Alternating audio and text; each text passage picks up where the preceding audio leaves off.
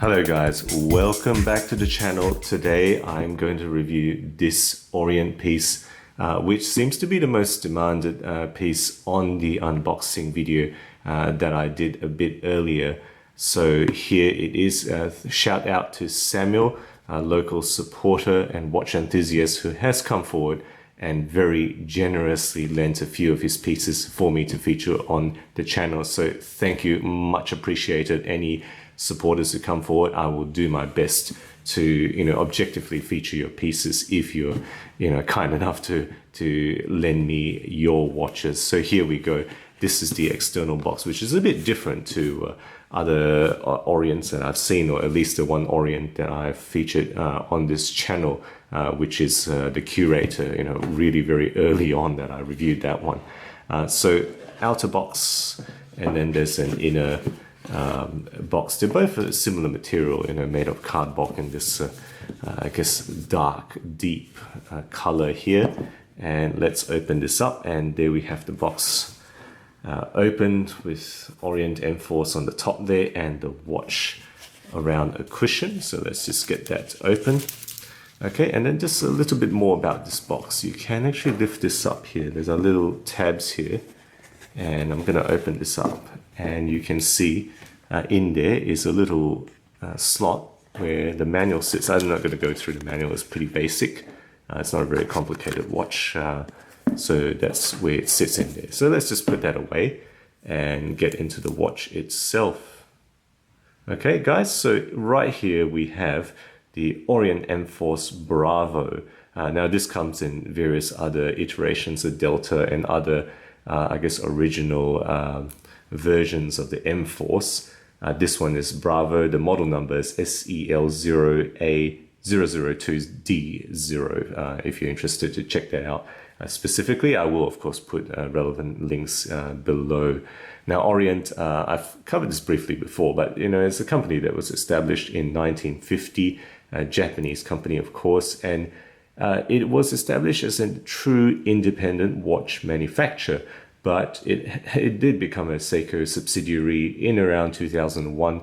There was a partial subsidiary, and then I believe it became a full subsidiary company under Seiko in 2009, which I guess in a sense is a little bit sad to see. But as far as I have seen what they've continued to come up with, what they've continued to market, they do seem to have some independence, or actually a lot of independence in how they run and design and market their watches. There is very distinct flavor to Seiko, this particular company. Okay, so getting into this, the movement in here is, of course, an in-house manufacturer. It's the Orient 40N5A. And just to keep in mind, that is the same movement as used in their top-line saturation divers, if you're familiar with Orient Company diver watches.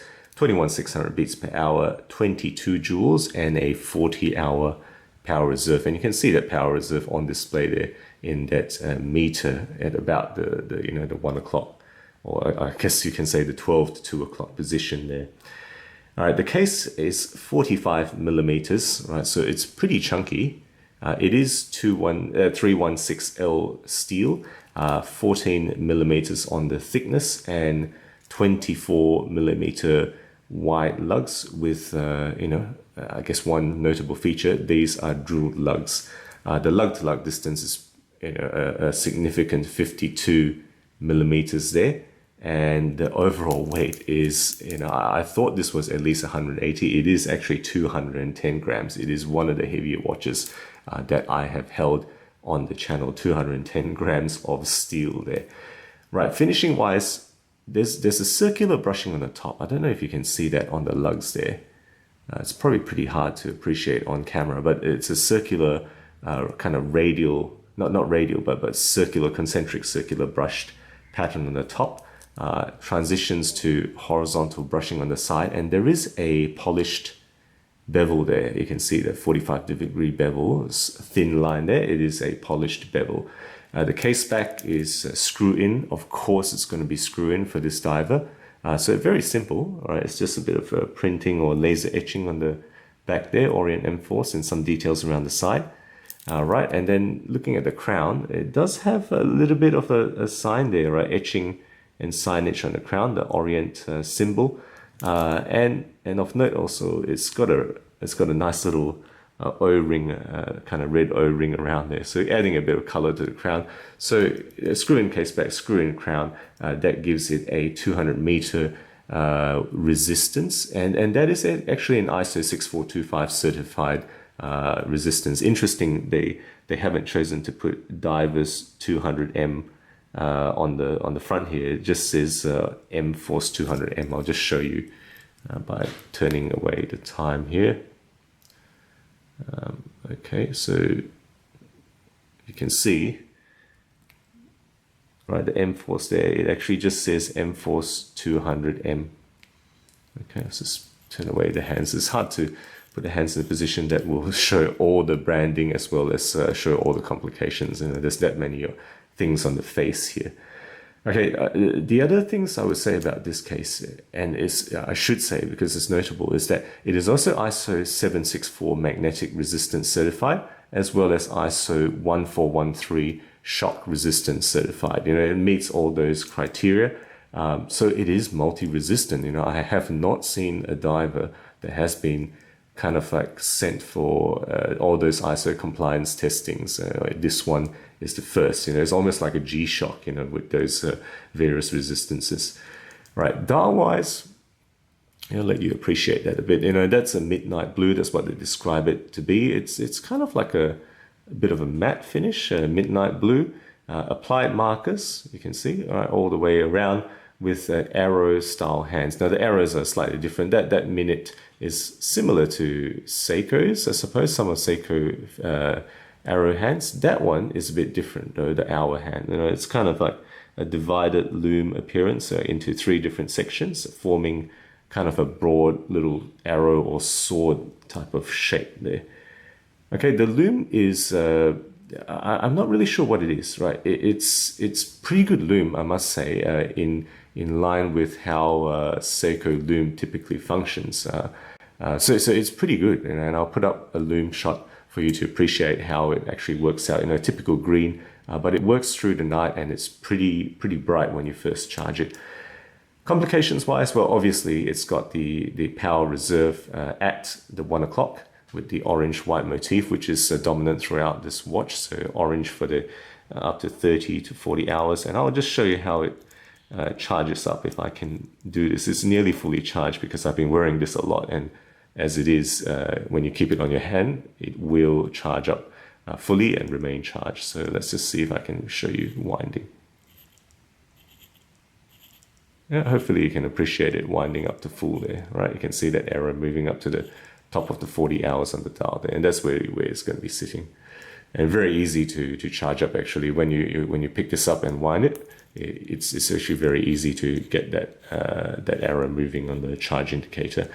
All right, otherwise, it's got the quick set date implemented on a kind of a white disc, black number white disc there at the 4 o'clock position, and that's appropriate, I think, because it kind of matches into that 4 o'clock marker. It's got hacking, and it's also got manual winding. You would have seen the hacking when I was changing the time before. Okay, the bezel is steel iron plated black with, you know, the orange and white motif again. So it's no ceramic here. It's just a IP steel, right? It functions pretty well, right? 120 click unidirectional, of course. No major complaints. It's similar to many Seiko pieces, probably slightly better and less played than, for example, my SKX 007. That's what I can say about this particular piece, right? The crystal on top, unlike many Seiko divers, it is a flat sapphire crystal. So that's a pleasing thing that they've gone and put a sapphire in here. Bracelet wise, right, take a look. Right, brush, completely brush, kind of like a 3-piece per link type of bracelet style, right? These are solid, right? They're not separate pieces, so they're machined to look like 3 pieces, but they're not. They're really a solid piece per link. Push button deployant clasp there, right? These are just kind of flat stamped steel, so same as the housing of the clasp. right? No dive extension, so pretty basic, but it does have a push button deployant as well as a double lock mechanism there. All right, and then one thing of note, of course, is to say that these are push pins. There's no screws there, and importantly, this end links. Take a look at the back there. The end links are solid, right? Not hollow. Okay, so that's the whole watch. Let's just do a quick wrist shot now. Right, it's pretty big. You know this is big for me. It is 45 millimeters on my 17 centimeter wrist, right? With those 52 millimeter lugs, it's pretty sizable. I've enjoyed this. I actually do wear this out, but I guess strictly speaking, it is a massive looking watch for my wrist there. Okay, so that's how it looks like on the wrist. What have I enjoyed about this? What I think is really good about this particular piece, I think it's a great package, right? You're getting an in-house manufacturer, really a true manufacturer watch. A lot of tough features, that triple ISO certification for dive, water resistance, magnetic resistance, as well as shock resistance, almost like a G-Shock in mechanical style. It's got a solid, rugged design, and it's pretty well implemented, and finished, fit and finish, can't complain, and just to say the MSRP is pretty high, right? 885 USD is MSRP. Realistically, you will never pay that. I've seen this on sale for as low as 320 USD, typically going for around the 350 USD. So that's really where this sits. Yes, it does compete with a lot of Seiko divers, but it has more ISO resistances. It has sapphire, right? Maybe it's not the most fantastic design you've ever seen, but it's pretty good. So for 350, this is quite possibly the best featured diver out there. It doesn't have ceramic on the bezel. I'll be quick to point that out. But apart from that, with that in-house movement, with the power reserve function, quite possibly the best featured diver out there. Let me know what you think. If you know of one that is more fully featured, no other diver has triple ISO certification on resistances that I know. As well finished as this piece is for 350. Let me know if you think there is objectively a better diver out there. I'd like to know. I think this is really putting out a good case forward. Now, what are things that are a little bit detracting?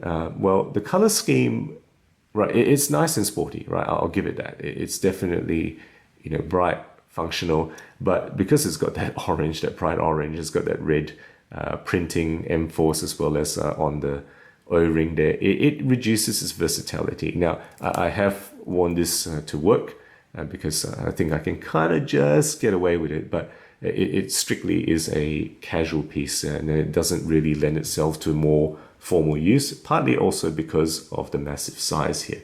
And the size is too large for some. I think strictly speaking, it's probably a bit too large for me, even though I do enjoy, hefting this around, as well as the heft is significant, 210 grams. Not everybody will like a watch that weighs as much as that.